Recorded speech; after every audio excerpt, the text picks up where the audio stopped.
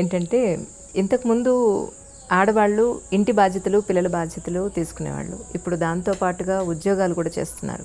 అంటే చేయాల్సిన అవసరం ఉన్నవాళ్ళు కొంతమంది, ప్యాషన్ కోసం చేసేవాళ్ళు కొంతమంది, డబ్బు కోసం మాత్రమే చేసేవాళ్ళు కొంతమంది. ఇందులో కూడా చాలా రకాలున్నాయి.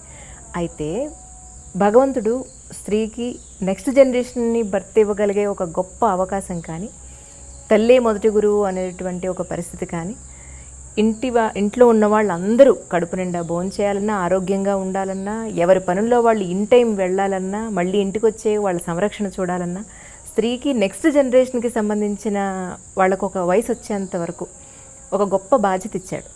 ఆ బాధ్యతని గుర్తించలేక వంటింట్లోనే పడుంటున్నాం అన్న ఫీలింగ్లో మహిళలు ఉంటున్నారంటారా? లేదా ఇంట్లో ఉండేదే కదా ఆడది అని హస్బెండ్ కానీ లేదా మగవాళ్ళు కానీ పట్టించుకోకపోవడం వల్ల ఇటువంటి రెవల్యూషన్ వచ్చిందంటారా? మీ ఉద్దేశ ప్రకారం ఇలాంటి పరిస్థితుల్లో పిల్లలు ఇటు తల్లి తండ్రికి దూరం అయ్యి, పెద్దవాళ్ళ ఇంట్లో లేక న్యూక్లియర్ ఫ్యామిలీస్ అయిపోయి చాలా రకాలైన పరిస్థితుల్ని చూస్తున్నారు పిల్లలు. సో మీ ఉద్దేశ ప్రకారం కాలమాన పరిస్థితులను దృష్టిలో పెట్టుకొని మీరేం చెప్తారు? కుటుంబము అనేటటువంటిది ఒక పురుషుడు, స్త్రీ వారిద్దరూ కలిసి నిర్వహించాల్సినటువంటి ఒక బాధ్యత. It's a collective responsibility to make a family, to continue the progeny. దీనికి వెనకాతల మనం గుర్తించాల్సింది అసలు లక్ష్యం గుర్తించాలి. కుటుంబాన్ని ఏర్పరచడంలో కూడా ఒక లక్ష్యం ఉంది మన పూర్వపురుషులకి. లేకపోతే ఇప్పుడు అడవుల్లో తిరిగేటటువంటి పశువుల్లాగా హాయిగా ఎప్పుడు వాడికి భావం కలిగితే, ఎప్పుడు ఆమెకి భావం కలిగితే అప్పుడు ఇద్దరు కలవడం, ఎవడో సంతానానికి అనడం, తర్వాత వాళ్ళ దారిని వాళ్ళని వదిలేయడం, వీళ్ళు మానాన్ని వీళ్ళు తిరగడం, ఇలా చేయొచ్చు కదా మనుషులు కూడా. కానీ మనిషికి అట్లాంటి స్థితి ఏర్పరచలేదు. మనిషికి ఒక కుటుంబము, ఒక బాధ్యత, ఒక పరంపర ఇవి ఏర్పడ్డాయి. కుటుంబ వ్యవస్థ ఈవేళ మనం చూసేటటువంటి భారతీయ వైదిక కుటుంబ వ్యవస్థ అనేటటువంటిది మంచి ప్రాక్టీసెస్ కోసం ఏర్పడ్డది. మంచి ప్రాక్టీసెస్కి ధర్మము అని పేరు. ఏది వ్యక్తి ద్వారా కుటుంబానికి, కుటుంబం ద్వారా సమాజానికి, సమాజం ద్వారా ప్రకృతికి ఏది అనుకూలమైనటువంటి ప్రాక్టీస్ ఉంటుందో దానిని ధర్మము అని పేరు పెట్టారు. దాన్ని ధర్మం అంటే ఉపదేశాలు చేసేది కాదు. No, it is not something lies in the books also. It is a good practice that comes from person to the person by word of mouth. ఇలాగ రావడానికి ఒక వ్యవస్థ, పురుషుడు స్త్రీ కలిసి ఒక లక్ష్యం కోసం జీవించడం. Not just sharing the life is the purpose of the marriage. Sharing the life you can get anywhere, right? అంచేత కేవలం జీవిత భాగస్వామ్యం అనేటటువంటిది కష్టసుఖాలు పంచుకోవడం కోసమనే కాదు, నమ్మినటువంటి ఆచార విచారాలని కొనసాగించేటటువంటి జనరేషన్ని తయారు చేయడం కోసం. ఈ జనరేషన్ తయారు చేయడం అనే లక్ష్యం వచ్చేటప్పటికి ఒకరు ఆర్జించాలి, ఒకరు దాన్ని ప్రిజర్వ్ చేయాలి, యూటిలైజ్ చేయాలి. సే హస్బెండ్ పనిచేస్తున్నాడు అనుకోండి, భార్య ఆ బాధ్యత తీసుకోవాలి. లేదు భార్య పనిచేస్తాం అనుకోండి, హస్బెండ్ ఆ పని చేసుకోవాలి. ఓకే. ఇప్పుడు అమెరికా లాంటి దేశాల్లో పాపం ఈ బాధ్యత గుర్తించి ఒకళ్ళు పని చేస్తే ఇంకొకళ్ళు బాధ్యత తీసుకుంటున్నారండి. ఇక్కడ ఉండేటప్పుడు పాపం మగవాళ్ళకి అసలు అగలిగిన ఆడవాళ్ళకు కూడా అనుకోండి, వాళ్ళు ఒంటింటి మొహం కూడా తెలియకపోయినా అక్కడికి వెళ్ళిన తర్వాత పాపం ఒంటిల్లే కాదు పాత్ర శుద్ధి చేసుకోవడం కూడా మగవాళ్ళు కూడా చాలా చక్కగా మంచి ఎక్స్పర్టీస్ అక్కడ కూడా వాళ్ళు సంపాదిస్తున్నారు. అంట్లు తోమడానికి పేరు పెడితే బాగుండదు కనుక డిష్ వాష్ అని పేరు పెట్టారు దాన్ని. మొత్తానికి ఆవిడ పనిచేస్తే ఈయన ఈ బాధ్యత చూస్తాడు, ఈయన పని చేస్తే ఆవిడ ఆ బాధ్యత చూస్తారు, ఇద్దరు పని చేస్తే ఇద్దరు వచ్చి పని చూసుకుంటారు. Correct. Need made them to understand their own roles and responsibilities. Perfect sir. మన దేశంలో దురదృష్టం కొద్దీ ఆ బాధ్యతను మర్చిపోయారు. మగవాడు మర్చిపోయాడు, స్త్రీ కూడా మర్చిపోయింది. మగవాళ్ళు డామినేట్ చేసే కొంతకాలం ఇక్కడ సాగినటువంటి విధానం వల్ల వీళ్ళు ఆడే మాటలకి, ఎత్తి పొడుపులకి ఆడవాళ్ళు నిజమే మేము ఒంటింటి కుందేళ్ళు అయిపోయాం అనే భావనలోకి వాళ్ళు వెళ్ళారు. ఇది తప్పు రెండు వైపులా ఉంటుంది. ఎప్పుడూ రెండు చేతులు కలిస్తేనే చప్పుడు వస్తుంది. ఎప్పుడు ఒకవైపు నుంచి ఎప్పుడు చప్పుడు రాదు. అవును సార్.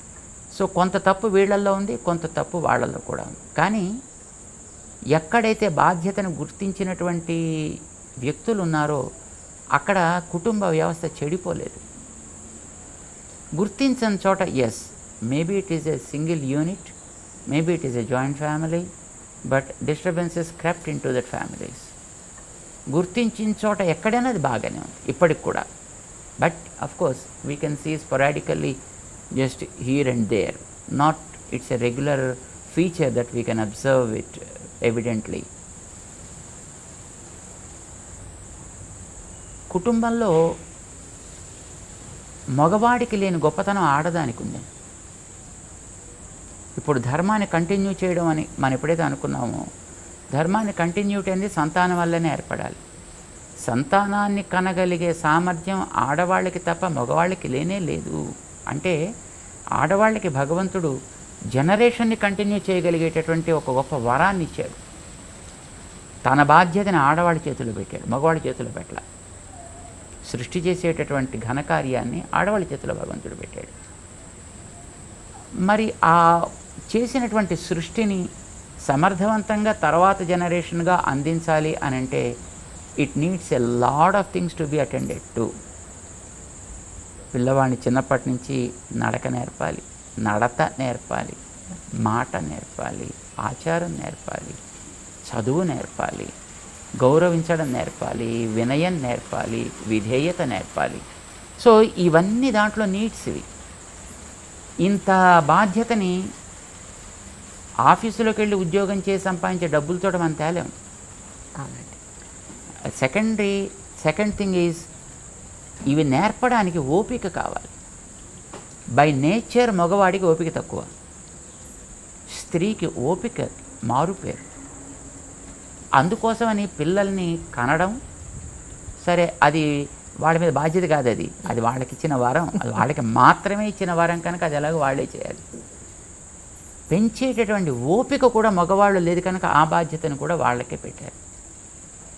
కానీ వాళ్ళ ఆ బాధ్యతలో ఉన్నారని వాళ్ళకి కావలసినటువంటి సౌకర్యాలు, వాళ్ళకి కావాల్సినటువంటి ప్రొటెక్షన్, వాళ్ళకి కావాల్సినటువంటి వనరుల సమీకరణ, ఇదంతా చేయడం మిగతా కుటుంబం యొక్క బాధ్యత. సో అందులో ఈ మిగతా సేకరించి ఇవ్వడం అనేటువంటిది సూపర్ఫిషియల్ యాక్టివిటీ. ఇట్స్ నథింగ్ పెద్ద రెస్పాన్సిబిలిటీ యాక్టివిటీ అయితే కాదు. ఇప్పుడు బిల్డింగ్ కట్టడం, స్కూల్ పెట్టడం, వ్యక్తుల్ని అపాయింట్ చేయడం, డబ్బులు ఇవ్వడం, ఇదైతే సూపర్ఫిషియల్ యాక్టివిటీ. అందులోకి వచ్చిన పిల్లవాడిని తయారు చేయడం is a more responsible activity. అది టీచర్ లోపల చేస్తాడు ఆ పని. అది నిజమైనటువంటి పని. అంటే బాడీకి లైఫ్ అది. అందుకోసం కుటుంబానికి కూడా స్త్రీ లైఫ్ అయింది. అందుకోసం మన శాస్త్రాల్లో నా గృహం గృహమిత్యాహు గృహిణి గృహముచ్యతే. ఇంటిని ఇల్లు అనరు, ఇల్లాలుని ఇల్లు అంటారు. అందుకే ఆవిడ పేరు ఇల్లాలు. ఇంటిని ఏలగలిగినటువంటి ఆమె అని ఆవిడికి పేరు పెట్టారు. వీడికి కాదు. వీడు వస్తాడు, పని చేస్తాడు, కూర్చుంటాడు, తింటాడు, పడుకుంటాడు, మళ్ళీ పోతాడు. కానీ బట్ ఆవిడ ఇంటికి ప్రాణం పోసేటటువంటిది. ఈ బాధ్యతని గుర్తించి ఆవిడకి ఇవ్వాల్సినటువంటి మర్యాద, గౌరవము ఇచ్చి ఉండాల్సింది. కానీ చాలా చోట్ల సమాజంలో అది కోల్పోయింది. దాంతో ఆవిడలో ఒక రకమైన అసంతృప్తి, ఒక రకమైన తీవ్రవాద ప్రవృత్తి ఏర్పడ్డాయి. సో అది వికృత రూపం ధరించింది ఇప్పుడు ఈవేళ. ఇప్పుడు స్త్రీ బయటికి రావడానికి అభ్యంతరం అయితే ఏం లేదు. తన బాధ్యతను తాను గుర్తించి బయటకు వస్తే పర్వాలేదు. కానీ బాధ్యత తెలియకుండా స్త్రీ బయటకు వచ్చిందనుకోండి, she will be in trouble కదా. ఇప్పుడు స్త్రీ అనేది ఒక తమలపాకు లాంటిది అనుకోండి. తమలపాకు మనం బయట పెట్టచ్చు, కానీ గాలి గట్టిగా వీస్తే అది చిరిగిపోయే ప్రమాదం కూడా ఉంది కదా. So when you are bringing such a delicate stuff to the open yard, you should take precautions to see that it is also able to retain the ups and downs that are happening in the society. Exactly. ఇప్పుడు ఈవేళ మనకి సమాజంలో స్త్రీలు బయటకు వస్తున్నారు. It is okay. వాళ్ళకి తెలివితేటలకి లోటేం లేదు, ఆలోచనకి లోటేం లేదు. కానీ తమని తాము నిగ్రహించుకునేటటువంటి క్యాపబిలిటీ అన్ఫార్చునేట్లీ లేదు. లేదంటే మళ్ళీ అదో పెద్ద డిఫెక్ట్ అని అనుకుంటారేమో, తప్పు కాదు, దానికోసమని మేము అది అంటలేదు. నాకు అర్థమైంది స్వామి. By nature, yes. By nature స్త్రీ ఎప్పుడు yielding, male is dominating, yes. women is yielding. What we call it is feminine quality. Yes. It's a feminine quality. There are qualities called masculine qualities and feminine qualities. Masculine qualities don't think that they will be with man. Feminine qualities doesn't mean that they will be with women also. Yes. There are some Suryakantams also. Swami. There are some Ramana Reddys also. You know. Ramana Reddy, Relangi ఏదో కొంతమంది ఉండేవారు ఇదివరకు. మా చిన్నప్పుడు ఎప్పుడో మాకు జ్ఞాపకం. Yielding nature ఎవరి దగ్గర ఉంటుందో that is what we call the feminine quality. మగవాళ్ళలో కూడా ఆ క్వాలిటీ ఉండొచ్చును. ఎప్పుడు బాబా ఏ కాస్త చూసినప్పటికీ కరిగిపోయే గుండె కలిగిన మగవాళ్ళు ఉండొచ్చు. దేనికి కరగనటువంటి ఉక్కు కంటే గట్టిగా ఉండేటువంటి కర్కశమైన గుండె ఉండే మహిళలు కూడా ఉండొచ్చు. I'm not talking that every మహిళ is like that, every man is like that. What we call it's a feminine quality, it is masculine quality. So feminine qualities are more with female being. మహిళలకి ఆ రకమైన యోగ్యత ఉంది, ఎక్కువ భాగం అలా ఉంది కనుక వారికి తగినటువంటి ప్రొటెక్షన్ ఇవ్వడం అనేటటువంటిది, వారి యోగ్యతకి తగ్గట్టుగా వారికి ఒక బాధ్యతని, జనరేషన్స్ని తయారు చేసే బాధ్యతని ఇవ్వడం అనేటటువంటి సబబు అని మన వైదిక సమాజం గుర్తించి ఈ కుటుంబ వ్యవస్థను ఏర్పాటు చేసింది. ఇప్పుడు ఈవేళ బయటకు వస్తున్నారనుకోండి లేడీస్, వచ్చిన తర్వాత ఇందాక మీకు చెప్పాం కదా, ఈల్డింగ్ అనేది వాళ్ళ నేచర్ అని. ఇప్పుడు కూర్చుని అబ్బా నువ్వు ఇంద్రుడివి, నువ్వు చంద్రుడివి, నువ్వు సాక్షాత్తు మొత్తం ప్రపంచం అంతా ఇక్కడే ఉంది, నువ్వు ఇంత అందం అంత అందం అంటే జనరల్గానే వ్యక్తిలో ఒక రకమైనటువంటి కరిగిపోయే యాటిట్యూడ్ ఏర్పడుతుంది అనుకోండి. Then there are people to abuse that, and then the system gets collapsed. That's what we're facing today unfortunately. దీన్ని దృష్టిలో పెట్టుకుని బహుశా మన వాళ్ళు ఒక వ్యవస్థను ఏర్పాటు చేసి పెట్టారు. ఎగ్జాక్ట్లీ. ఆ వ్యవస్థకి తగినటువంటి గౌరవం ఇవ్వడం అనేటువంటిది అన్ని చోట్ల జరగాల్సింది, కానీ జరగలేదు. ఇదివరకు రోజుల్లో వివాహం అయిన తర్వాత భార్యాభర్త, చిన్నపిల్లలుగానే కదా వివాహాలు జరిగేవి. చిన్నపిల్లలు అంటే నాట్ స్మాల్ కిడ్స్ అని కాదు, ఒక వయసులో సే 25, 30 ఆర్ ఈవెన్ కొంచెం ఇటు అటు ఉన్నప్పటికీ కూడా. ఇప్పుడు మనిషి అన్న తర్వాత అప్పుడప్పుడు కొన్ని సరదాలు ఉంటాయి. సరదాగా వీడు మాట్లాడినప్పుడు ఆమె రిసీవ్ చేసుకోలేకపోవచ్చు, ఆమె మాట్లాడినప్పుడు వీడు రిసీవ్ చేసుకోలేకపోవచ్చు. ఇప్పుడు ఒకసారి ఒకళ్ళు ఎదటి వాడిని సర్కాస్టిక్గా ఒక మాట అన్న తర్వాత వాళ్ళు మాట అంటే వీడు అంత దాన్ని స్పోర్టివ్గా తీసుకోగలిగే కెపాసిటీ ఉండాలి.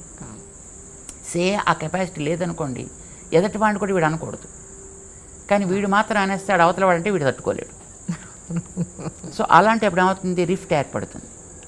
ఇదివరకు రోజుల్లో అయితే కుటుంబాల్లో వాళ్ళ తల్లి తండ్రి వాళ్ళ పక్కన ఉండేవారు. తాత్కాలికంగా కోపతాపాలు ఆవేశాలు వచ్చినా ఆ పెద్దవాళ్ళు ఉన్నారనే గౌరవం చేతో మర్యాద చేతో చెయ్యి జుట్టు దాకా వెళ్ళేది కాదు. ఎక్కడో కాస్త అడ్జస్ట్ అయ్యి ఉండేవాళ్ళు. తర్వాత ఎప్పుడో ఇద్దరు కలిసినప్పుడు ఎప్పుడైనా కొట్టుకునేవారు తిట్టుకునేవారు మనకు తెలియదు. అట్లీస్ట్ బయటకు వచ్చినప్పుడైనా కాస్త మంచిగా ఉండడానికి వాతావరణం పెద్దవాళ్ళు ఉండడం వల్ల అది తోడ్పడేది. See now what happened is they are migrated to cities or to the offices. అక్కడ ఎప్పుడైనా చిన్న కోపం వచ్చిందనుకోండి, there is no protection for them. ఇప్పుడు అమ్మో నాన్నో అమ్మమ్మో తాతో ఎవరో ఒకళ్ళు ఉంటే కనీసం వాళ్ళు ఎవరే నాన్న ఇలా ఉండరా, ఇలా ఉండమ్మా అని చెప్పడానికి అవకాశం ఉండేది. ఆ వెనకాతలు ఉండేటటువంటి ఆ ఫ్యాక్టర్స్ ఎప్పుడైతే లోపించాయో, మనిషిలో ఒకసారి కొంచెం కోపం వచ్చిందనుకోండి, వాళ్ళు మాట్లాడితే నేను చూస్తానులే, వాళ్ళు మాట్లాడితే నేను చూస్తానులే, వీడు మాట్లాడు ఆమె మాట్లాడదు, ఆ gap gap gap gap gap no that becomes big and within few months or days then they go on diversions and divorce. No, these kind of things are happening. ఇలాంటి సిచ్యువేషన్ వచ్చినప్పుడు దాన్ని యూటిలైజ్ చేసుకునే వాళ్ళు there are people all around, because is a society. See, there are people of all kinds available in the society. ఇది ఇప్పుడు ప్రస్తుతం మన సామాజికమైనటువంటి స్థితి. అయితే ఇప్పుడైనా ఎవరిలో ఏ రకమైనటువంటి సామర్థ్యం ఉందో ఆ సామర్థ్యానికి తగ్గట్టుగానే రోల్స్ అండ్ రెస్పాన్సిబిలిటీస్ మన వైదికమైనటువంటి వ్యక్తులు మనకు అందించారు.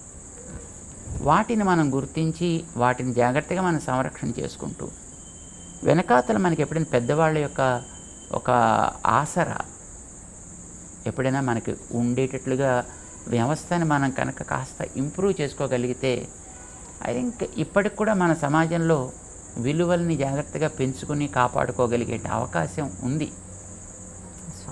చాలా వరకు డైల్యూట్ అయిపోయినప్పటికీ కూడా, చాలా వరకు అన్ఫార్చునేట్లీ అదర్ వాటర్స్ మన దాంట్లో కలుస్తున్నప్పటికీ కూడా, still there is a chance where we can improve the systems.